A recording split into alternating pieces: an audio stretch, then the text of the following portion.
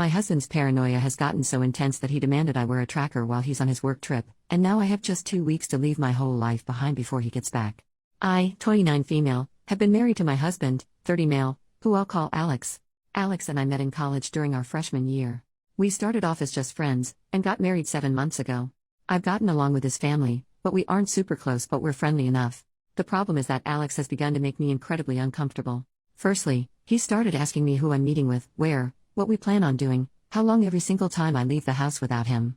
At first, I just thought he was being protective and a good partner just in case something happened, but then he started checking my phone after the visits, vetting and researching each of my friends as well. He also has been pursuing me to link my bank account to his, as he's in charge of the finances when he was perfectly fine with keeping them separate before. We fight about it almost every day. Finally, yesterday when he was preparing to go on a work trip for 2 weeks in California, he demanded I wear a tracker so he could keep an eye on me while he's gone. I can't do this anymore. I feel like I'm suffocating, and his family, who I've spoken to about his worrying behavior, just said he's being careful and protective as a good husband should. I need to gather my things together and find a way to be gone before he gets home without tipping him off. He's always threatened that if he ever found me cheating on him, he'd turn in divorce papers the same day. He keeps a filled-out copy in his desk. I'm going to submit those the day I leave. But there's so much to do: Bergen, finding a new place to live, seeing if my job has any transfers available, packing and moving in 2 weeks.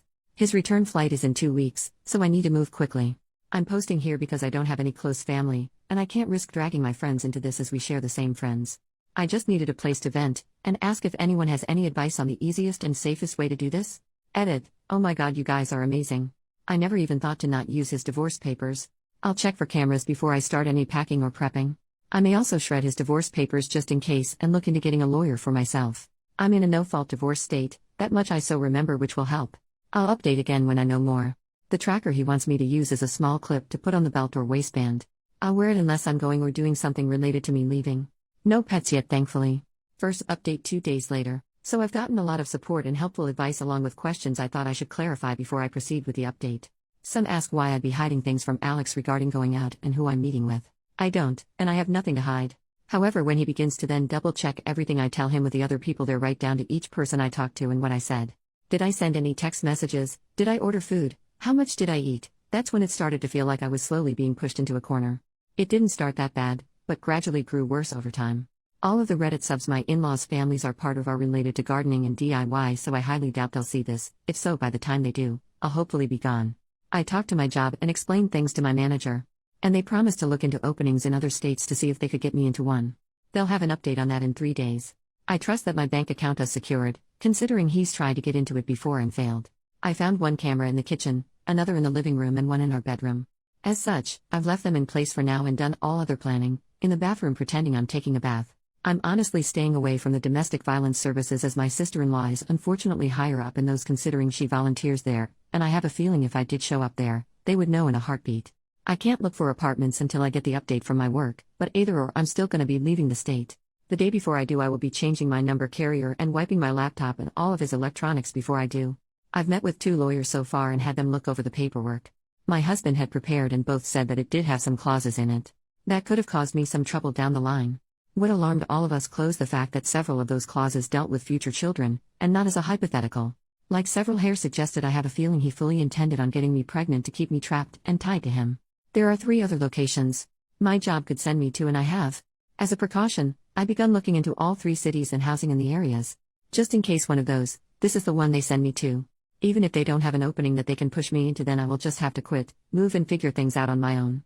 I have enough money to live and survive for a few months until I can pick up another job. Unfortunately, all of our friends are mutuals and would likely be unaware of the consequences of saying or sharing anything I do or say with my husband. I don't have any surviving close family, and obviously my in-laws are not a good resource to rely on. I am on my own, unfortunately, other than the wonderful bonds I've begun to make here. I will update again if I get more information or something else happens. Otherwise, I'll update when my work gets back to me.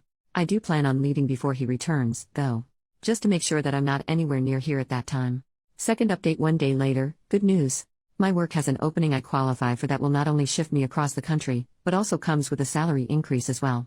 I've started telling my in-laws and friends that I'm planning a surprise outing for when my husband gets back for just the 2 of us.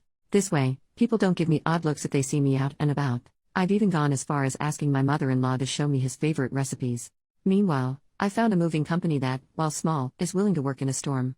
The reason is in 5 days, we're supposed to get hit with a large storm front. I plan to shut off the breaker and say we lost power if he asks, just as several people here suggested, and even sent him a short clip of the storm. I will have all of my stuff moved that afternoon, and I will be flying out once the weather has cleared enough to do so. I have a lawyer who will push my divorce through, and I filled out the necessary paperwork so that I don't have to be here for it. I'm not suing for assets or alimony, and I've shredded his divorce papers as well. I've set up a cheap payphone plan until this is all said and done, at which point I will find a new carrier, number, and phone. This one is being wiped and left behind. My laptop is provided by my work, and the IT department inspected it thoroughly and it was clean, thankfully. No other electronics aside from my laptop. New phone will be coming with me. If Alex needs to talk to me, he can do it through my lawyer. Not sure if anything else will happen. My fingers are crossed that he doesn't think anything's amiss until after I leave, and I'm not turning the breaker back on when I do. He can when he gets home. My work is covering the plane ticket, so that at least is one expense I don't have to finagle in. Third update 7 days later. It's been a busy week, but I've gotten so much done. Firstly, I am now out of the house and am currently in a hotel while I look for an apartment. It's a big city, bustling with people no matter where you look. We had a pretty bad storm system hit back home, that actually lasted 2 days. High winds, thunder, lightning, and even hail everywhere. I didn't take much from the house: my documents, clothes, and important sentimental items. I left all of the furniture and electronics behind. I cleaned the house top to bottom and took pictures on my phone so he couldn't claim I damaged anything when I left. My lawyer has already started divorce proceedings, and my husband will be served on the 8th. His plane is due to land early morning, and the sheriff will be there at the house waiting for him. He is very much about public appearances and reputation. My lawyer will be calling him as well to inform him that I am more than willing to air out everything to the public about his actions if it means securing my freedom from him. I will go to court as long as I must to get this pushed through. I haven't told our friends or his in-laws yet. I will do that while he is on the flight to prevent him from getting wind of it before he's handed the divorce papers. I will be calling around and explaining why we're getting divorced, to try and prevent him from twisting this into somehow being my fault. I don't want him trying to claim I had an affair or something, so I want to get the truth out before he can twist this. I'm doing okay. I'm tired, but yet I feel almost jittery and off-kilter. I keep looking over my shoulder and monitoring what I say even when I don't really need to anymore. Hopefully that will fade soon. My work is covering the cost of the hotel, and I'm working on getting my other things in order. I also need to find a new GP as I want to get a full test just to make sure everything is okay. I don't know when my next update will be, probably when the divorce papers are filed or if we have to go to court to push them through. I will try to keep my head up, but it feels like I'm in a whirlwind or something with so many things to do and think about. I kinda thought it would be easier once I got out of the house, but while the fear is smaller, somehow the number of tasks only seems to have grown. Fourth update 7 days later. Sorry I haven't updated for a while. Things got hectic and a bit chaotic, honestly. Firstly, I'm working on getting an apartment still and have applications in at 3 different places and will hopefully hear back from them soon. I'm still going into work here at the new location, so I don't have to worry about burning through my emergency savings completely. I've gotten a lot of emails from Alex, his family, and our old friend group asking question after question. I have only sent one return email to Alex, explaining that I don't believe we are truly compatible, and it is best we separate now. That his treatment of me when I'd done nothing to deserve as such was just as much of a deal breaker as cheating was for him. I ended the email with the statement that I would not be contacting him further, and anything else he needed to pass on to me or vice versa would be done through my lawyer. For his family and friends, I just typed up one email outlining everything that had happened and why I left. I told them I wished them no ill will, but that such treatment of his wife and partner was not acceptable. That should Alex get remarried in the future, I wish they would help support both partners and not just Alex. Alex, from what my lawyer told me, was livid when he was served. The sheriff actually ended up booking him for assault on an officer and menacing due to the threats he was shouting. His father bailed him out in a few hours, but with the testimony of the sheriff, my lawyer believes I have a very good chance at getting a restraining order. Alex, upon returning to the house, apparently lost his temper again, breaking the dining table into pieces as well as the TV, and putting several holes in the walls. At least that's what one of the emails from one of our friends reported, as Alex called him to help him clean up the mess. My lawyer already has pictures of the house I took, with timestamps as evidence nothing had been damaged by me. My friend reported that Alex tried to claim I'd been the one to trash the house, but the holes in the wall were at head height. Alex is 6 feet 3 inches, and I'm 5 feet 4 inches, so he knew that was false. Either way, taking the pictures definitely will help me, so again thank you everyone here for the advice, because I never would have thought of that on my own. My work won't share details of where I am, as I do work with some higher-end clientele who value security, and that information won't be gossiped about. And no, I'm not some escort. I deal with contracts, notary, and business management. As such, even if Alex tried to use my work to find me, he wouldn't succeed. Fifth update 12 days later. It's been a little bit, and I thought I'd answer some questions before giving my update. It may be a while after this until things change. Firstly, no, I didn't bring my car. The public transport here is good enough to use without needing one. I have secured an apartment, and the building has good security. You need a key card to enter, and there is a security guard at a desk right by the entrance to the building. As part of my contract, I gave them a photo of Alex and his family so that even in the off chance they do find me, they won't be let in. The responses I got from the emails varied. His family said I was overreacting, and that I owe Alex an apology for the problems this has caused him. The pending criminal charges puts him at risk of losing his job if he's convicted. Alex sent a long email, apologizing and pleading for me to come home. He said he was worried for me, that he is willing to go to therapy if it will appease me. He wants us to remain together, and he didn't think leaving was an appropriate response to his genuine concern and worry for my health and safety. The friends gave somewhat lacking replies, saying that they didn't think Alex was ever going to hurt me and that I shouldn't be letting my imagination run away wild.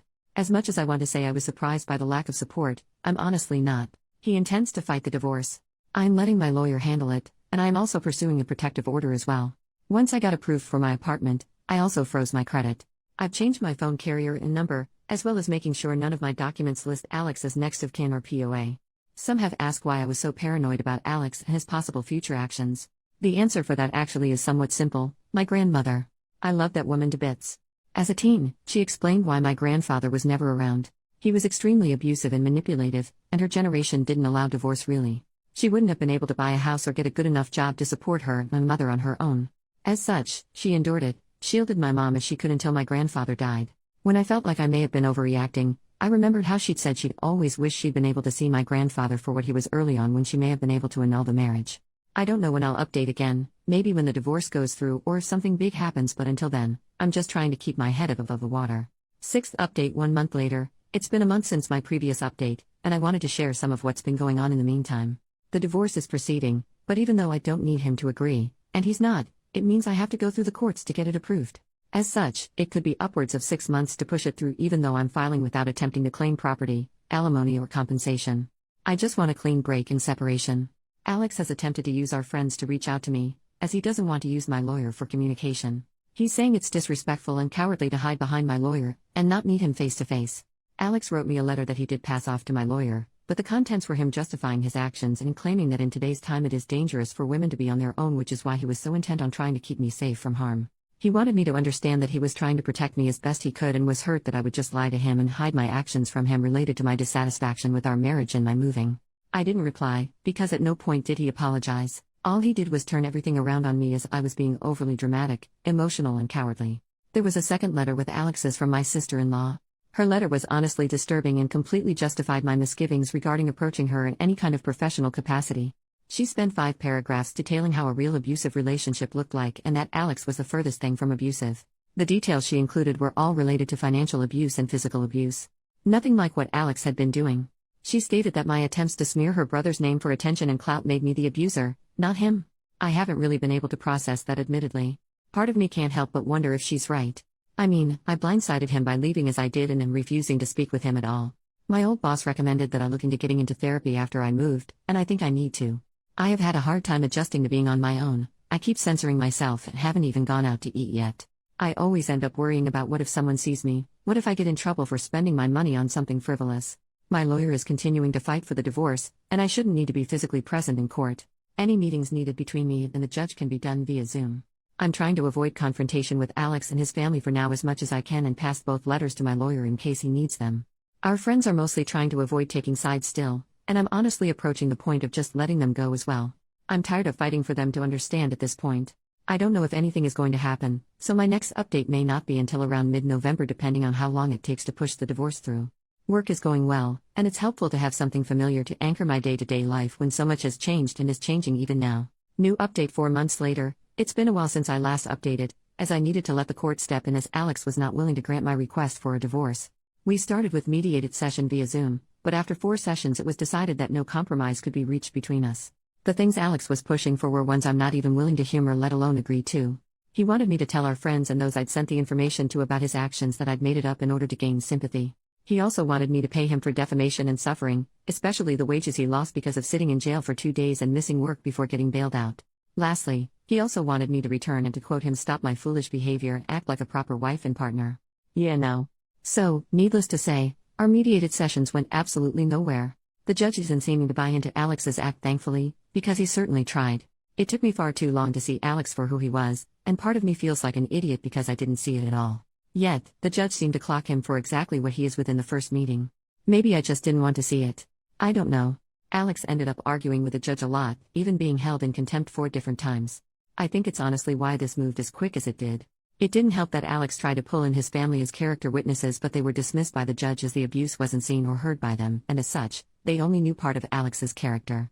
In his closing statement after he approved the divorce, he went on to call Alex a narcissist, and that if Alex loved himself so much to abuse the one he'd married to let the divorce happen, and marry a mirror next. I didn't think a judge was allowed to say that. At all. But my lawyer just shook his head and told me not to say anything, so we left. So here's the update I'm sure everyone's been hoping for and guessed: I'm officially divorced. The documents were processed 3 days ago, and I'm still in disbelief. I have no contact with Alex any longer, nor do I want any. I'm not going to give our friends my new contact information. I may not have replied to everyone, though I tried, but I did read all of your comments. I really did. Your repeated statements about how they weren't actually friends really helped me see that they weren't. So, I decided that since I moved far from that place, I needed to start over. New home, new place, new friends. It's slow, and I've started therapy, though it took almost 3 months to get it due to the usual wait times, but I've been going 3 times a week ever since. It's helping, even with things I thought were done and dusted. Alex didn't take the divorce well, according to my lawyer, who's been keeping up with him to make sure he stays away from me. He did something at work. I don't know what is. Obviously I have no way to gain that information, but whatever it was cost him his job. My lawyer also did something I didn't expect him to, but something I think everyone will like. He took the letter my ex-sister-in-law sent me and forwarded it to the domestic violence organization she works for, along with an informal statement regarding Alex, his actions, and the decision of the judge. She's been let go as well, and given how tight those organizations are with one another, my lawyer said that the likelihood of her getting a position at another is slim to none. I actually laughed, though I was a bit teary, when he said that, and that Slim is on a leaky rowboat to China. I've been crying a lot lately, but my therapist says it's normal and shows I'm actually processing things instead of bottling them up and pushing them down. I'll try to update in a month or so, if my emotions level out some, to explain a few more of the details, but I wanted to get this out there, and thank everyone for their continued support and encouragement. I appreciate each and every one of you. I really do. You gave me the hope that leaving him wasn't going to be this giant black mark I'd never heal from or move on from. Work is going well, and the sense of normality and routine is helping me avoid feeling like everything has been spiraling out of control.